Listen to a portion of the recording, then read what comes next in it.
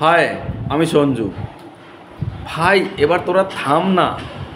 সিনেব্রোস আর অরিত্রসকে বলছি, মানে কি শুরু হয়েছে ভাই। তোমরা হলে টপ ইউটিউবার রিভিউয়ারের মধ্যে আমাদের ইন্ডিয়ার অবশ্যই টপ অরিত্রস জ্ঞান, বাংলাদেশের আরএনআর রয়েছে এবং তারপরেই সিনেব্রোস। তো মোস্ট দুটি ইউটিউবার যদি এইভাবে ঝগড়া করে, দেখুন ঝগড়া ক্যাচাল কন্ট্রোভার্সি অনেক হয়ে গেছে। দেব থেকে শুরু করে রায়হান রাফি পর্যন্ত অনেক উপরে চলে গেছে, বাংলাদেশের সমস্ত মিডিয়ারাও এটা নিয়ে খবর করেছে। বাট দিন শেষে না সবাই চুপ করে গেছে। সবাই চায় যে যা হওয়ার তো হয়েই গেছে, রাগের মাথায় হয়ে গেছে।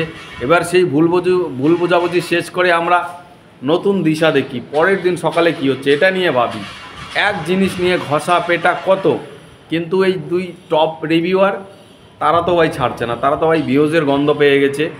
এই কন্ট্রোভার্সি ভিডিও ছাড়লেই 50,000-এর বেশি ভিউজ চলে আসে, বাস তারা তো ভাই চলছে চলছে চলছে। মানে অরিত্রও থামছে না, সিনেব্রোসও থামছে না। অরিত্র তো একের পর এক ভিডিও দিচ্ছে, সিনেব্রোস দেখলাম কালকে রাত্রে একটা দিয়েছে, আজকে ঘুম থেকে উঠে একটা দিয়েছে। আরে ভাই এইসব কি, সারাদিন কত কন্টেন্ট চলছে, সেগুলো নিয়ে ভিডিও করো। তোমাদের দর্শক ভালোবাসে, তোমাদের জানে যে তোমরা দুজনেই শিক্ষিত ইউটিউবার, তোমরা দুজনেই ভালো গুণী ইউটিউবার, ভালো রিভিউয়ার, তোমাদেরকে সকলেই দেখে, তোমাদেরকে মানে। এটা মনে রাখো, অরিত্র তোমার শুধুমাত্র পশ্চিমবঙ্গে নয় বাংলাদেশেরও দর্শক রয়েছে। সিনেব্রোস তোমার শুধুমাত্র বাংলাদেশ নয় পশ্চিমবঙ্গেরও দর্শক রয়েছে। তো ব্যাপারগুলো একটু বোঝো।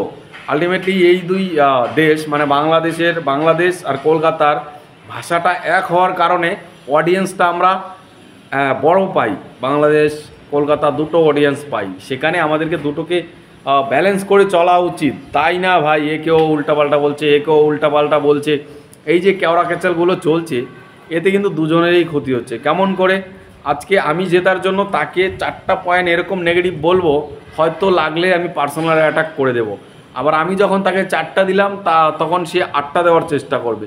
তখন আমার নোংরামোগুলো ইউটিউবে আসছে, আবার আমি ওর নোংরামোগুলো বার করছি। অর্থাৎ দুজনকেই অডিয়েন্সের সামনে টেনে ছোট করা হচ্ছে, আর সেটার জন্য দায়ী দুজনেই। আমরা তো ছেড়ে দিয়েছি ভাই, এই কেওড়া ক্যাচাল ছেড়ে দিয়েছি।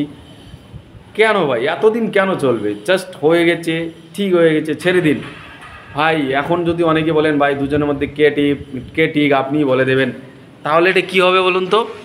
মানে আগুনের মধ্যে ঘি ঢালা, মানে আরও বেশি জিনিসটাকে ক্যাচাল বাড়িয়ে তোলা। তো সেটা তো আমি চাই না। আমি চাই যা হয়েছে, যা ভুল বোঝা হয়েছে সব ক্লোজ করে দাও। নতুন সূর্য দেখো, রাতের পর নতুন সূর্য উঠছে, নতুন নতুন কন্টেন্ট আসছে, নতুন নতুন ভিডিও করো। সেই এক জিনিস নিয়ে ভাল লাগে না কিন্তু সত্যি। এবার রাগ উঠে যাচ্ছে। এবার কিন্তু পরে আমি কিন্তু একজনকেও ছাড়বো না। তোমরা ছেড়ে দাও। তোমরা আমাদের সিনিয়র বা তোমরা আমাদের আইডল হিসেবেও মানা যায়। তোমাদেরকে দেখে অনেকেরই ইন্সপায়ার হয়, অনেকে ইন্সপায়ার হয়ে এই রিভিউ কমিউনিটিতে আসতে চায়, ফিল্ম জগতে কিছু না কিছু করে খেতে চায়। তো তোমরা যদি এই কেওড়া ক্যাচালগুলো করো নিজেকে জেতানোর জন্য, একে অপরের বাপ মা 14 গোষ্ঠী পর্যন্ত তোমরা ছাড়ছো না, তাহলে তো এটা ঠিক না ভাই। এটা তো আচ্ছা একটা ব্যাপার বলি, তোমরা তো ইন্ডাস্ট্রির সিনেমা নিয়েই কথা বলো না। আজকে এই যে তোমাদের কেওড়া ক্যাচালগুলো চলছে, ইন্ডাস্ট্রির লোকের কাছেও পৌঁছাচ্ছে, কারণ তোমরা টপ রিভিউয়ার। তোমাদের শুধুমাত্র যে অডিয়েন্স তা নয়, বড় বড় জায়গা থেকেও তোমাদের রিভিউগুলো দেখে, প্রোডাকশন হাউস থেকে হিরো হিরোইন সবাই দেখে।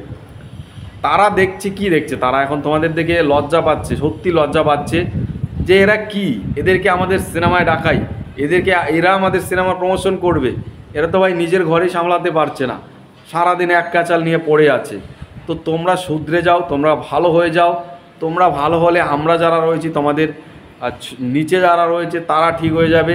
তোমরা যদি উপরে ভাই কামড়াকামড়ি শুরু করো, তাহলে নিচেরা তো তোমাদের দেখেই শিখবে যে এটা করলেই তো ভিউজ আসে, তো আমরাও এটাই করি। তো তোমরা ইন্সপিরেশন হও লোকের গালিগালাজের পাত্র হয়েও না, এটাই বলা ছিল। বাকি আপনাদের কি মতামত কমেন্টে জানাবেন। ভালো থাকবেন সবাই, টাটা।